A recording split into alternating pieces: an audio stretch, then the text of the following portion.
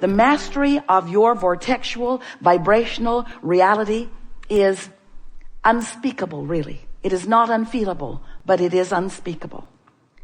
So, you've been hearing us talking about this vortex. We've been spinning in the air, offering this experience of a vortex. And today we are wanting to say to you that that vortex exists and your point of attraction has a relationship with it. In other words, if your vortex is spinning, as we say that it is, in this very high-flying, non-resistant frequency of success and well-being, then you must be in the vibrational vicinity of it in order for what's in it vibrationally to begin to manifest into your actual experience.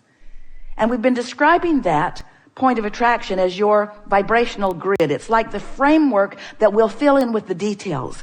But you establish the framework, the vibrational framework, and then the details fill in that match the framework that you have accomplished. And that framework we're calling a grid. Maybe there are better words. It's the word we're using for now. Your point of attraction, your grid. So in order to explain all of this to people who are not that accustomed to even thinking in vibrational terms, we've fashioned this analogy of this vortex version of you. And we've been saying to you, we wrote a whole book about it. Get in the vortex. Get in the vortex and then apply your effort or your thought or your vocabulary to something. Today we're taking that vortex version into something that's easier for you to understand by reminding you that there is this high-flying vortex version of all that you want. But there's also a vortex version of what you don't want. Because every time you give thought to anything, you send a vibration that precedes the actuality of it into motion. So there are all kinds of probabilities that you've set into motion. Successful ones, unsuccessful ones, happy ones, unhappy ones. In other words, you've been creating a lot of realities that you're not yet living because you've been sifting through life and you've been setting a lot of things into motion. And the question that we really want to ask is, what is the vibrational proximity of the vortex version of you and the grid version of you? In other words, who are you in terms of vibration and who are you in terms of what you're allowing to manifest? That's really the question of the day, the week, the year, the century, the everything. That's the only thing that ever matters to you is what is your frequency in relationship to the one that you have carefully crafted over all that you have lived? And the answer to that question lies within the emotions that you feel. The better you feel, the closer those frequencies are. The worse you feel, the more disparity there is between who you really are and what you've come to and what you're allowing yourself to be right now, this red hot minute. What is your point of attraction right now? A while ago, we wrote a book. And in the book, we described the emotional scale, where you might be depressed, you might be feeling fearful, you might be really discouraged, or you might be feeling love, you might be feeling appreciation, or something in between. You might be feeling overwhelmment or frustration. If you're feeling depressed, then revenge is a step in the right direction. If you're feeling revenge, then anger is a step in the right direction. But on this emotional scale, there are frequencies of greater and greater resistance. The worse you feel, the more resistance in the frequency, and the lower the frequency because of the resistance. So when we say to you that you have a very high flying frequency in your vibrational vortex, then that must make you understand that if you can achieve a consistent high flying frequency in your day-to-day offering of thoughts and words and behaviors, that with a little bit of practice, you can get pretty good momentum going. And as that momentum becomes something that's so practiced that it's easy to keep going, then more and more you will be vibrating in sync with who you really are. So there will be little resistance or no resistance between who you really are and what you are wanting and where you're standing, so that you can receive the manifestations. You receive the inclinations. You receive the inspirations. You receive the impulses. You become a cooperative component in your own brilliant creation of life. And when you become a consistent cooperative component to the vortex that you've been creating, then the movement in your life experience is very exhilarating because, first of all, you feel good most of the time. And you have a leverage you have flowing through you this energy that creates worlds, and what you're accomplishing in terms of how it feels and in terms of how it is perceived by those around you is really magnificent. In other words, when you begin applying the leverage of this energy that creates worlds because you've tuned yourself into the frequency where it exists, then wonderful things begin happening for you. And it's not just the end result that we're excited about for you. It's a joyful journey along the way. So we want to call your attention now to this point of attraction, because this really is where all of your power is. You have the power right here and right now, and nobody else has that power for you. And you don't exercise it very well, but you're going to get better and better at it. You have the power right here and now to affect a vibration, to launch a vibration, to offer a vibration, to enact a vibration, to get a vibration going, to offer a vibration, to emit a vibration, to send a vibration, to send out a signal. You have the ability to do it right here, right now. So we're calling this your vibrational grid. It's like this is your vibration. You know how the frame of a house looks before the walls go up or even the roof goes on?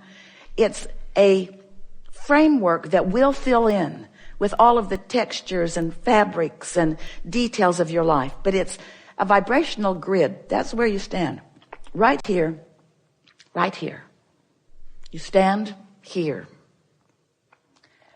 Now we want to talk to you about what vibration or what emotion you are holding or maintaining or emitting while you're standing here in your powerful now.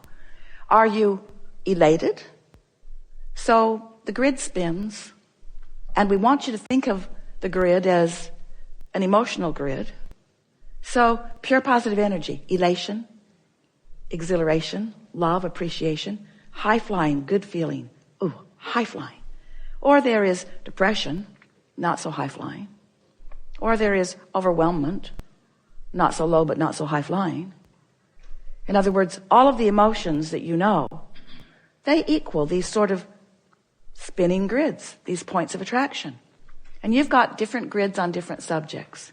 And you've sort of got a medium grid. You've sort of got the grid where you usually hang out.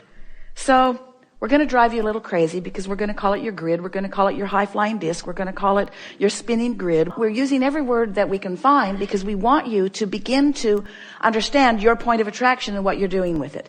And even more important, we want you to understand the vibrational grid that you're choosing and its relationship to this high-flying vortex that is you. In other words, you can't set your radio dial on 98 FM and hear what's being broadcast on 93 FM.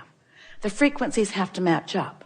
So we want you to understand that your vortex, the vibrational version of you, all that you've become, it's that you that was you before you came into this body that's been expanding as a result of everything that you've been living in this body. This high-flying vortex that is you has a very high frequency that you got to find if what's in your vortex is going to flow into your reality so that you then can see it, hear it, smell it, taste, and touch it. In other words, you've got to get on the wavelength of it or you're not going to realize it.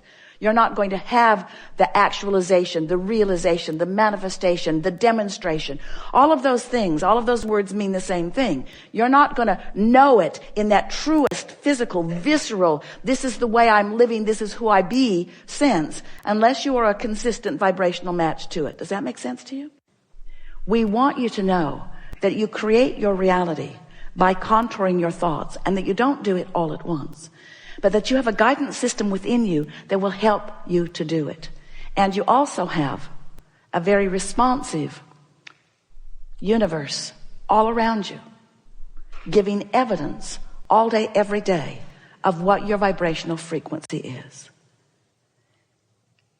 Esther had one of the most enlightening and therefore satisfying days of her entire life at the Del Mar Fair, where grandchildren, Kate and Luke, demonstrated the principle of your vibrational point of attraction with such vividness that Esther will never wonder about it or law of attraction again. At the outset, almost the moment that they walked in the gate, Esther said, in her enthusiasm of the magnificent day that was going to unfold, because who doesn't want to be there with all of that? She said, there is a lot to choose from, so if you feel attracted to anything, just point at it. And right away, Luke said, I'm attracted to that. And it was a wheel. It wasn't a game. It was a sort of wheel. And so Luke spun the wheel and won free tacos. She wasn't very excited about. And then Kate spun the wheel and got something she really didn't want. A chance to win something at Knott's Berry Farm. And she looked slightly disappointed, and the nice man said, spin the wheel again, sweetheart. So she did. Got the same thing. The stupid tickets to win something that she didn't want. And she looked slightly disappointed. And the nice man said, spin it again, sweetheart. So she spun it again and got Slurpees from 7-Eleven. Something that she talks about incessantly. So there it began. Kate's world was responding to Kate in the most magnificent way, and Luke's world had turned to manure already. Because not only did he not get what he wanted, Kate did, which just made it so much worse. And then the day unfolded where everything Kate touched turned to gold. There was a basketball game where Luke's really good at basketball. He has a hoop in his backyard and he's really, really good at it. Just came back from Spurs camp. So Luke's throwing the ball and it's just bouncing back, bouncing back, bouncing back. Esther invested close to his college education in the game. 3 more balls, please. 3 more balls, three more, please. Kate threw her first ball and it went right in. And she won a great big Pegasus. Oh, it was so big and beautiful. And Esther looked at Kate and then she looked at Luke. And she could see the momentum had already begun. We won't tell you all of the details, but it was a remarkable day of Kate winning so much that they had to make a trip to the car to put it all in. And Luke saying, it's like they don't want me to win. They had gone because there was a train concert.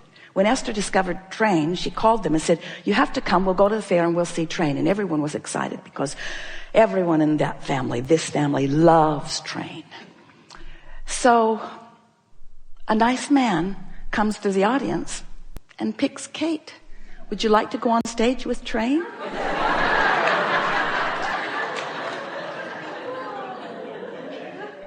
Can you imagine? And are you getting the full implication of all of this?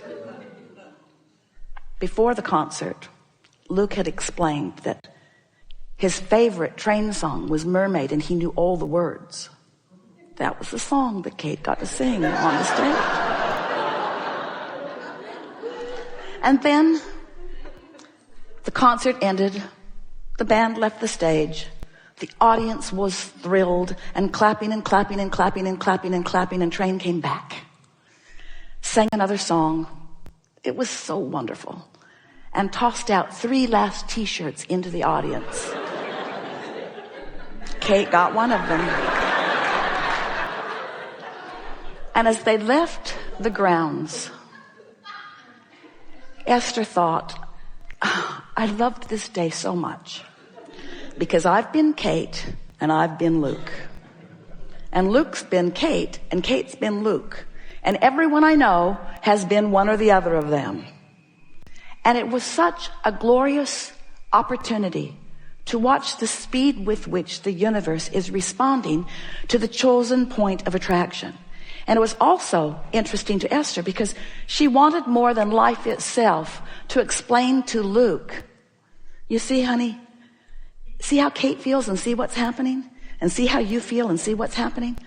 But it was not a teaching moment for Luke. It never is it? That's not the time to talk about what you're doing wrong. It's not the time to talk about what anybody else is doing right. It's not the time to talk. It's not the time to try to fix it.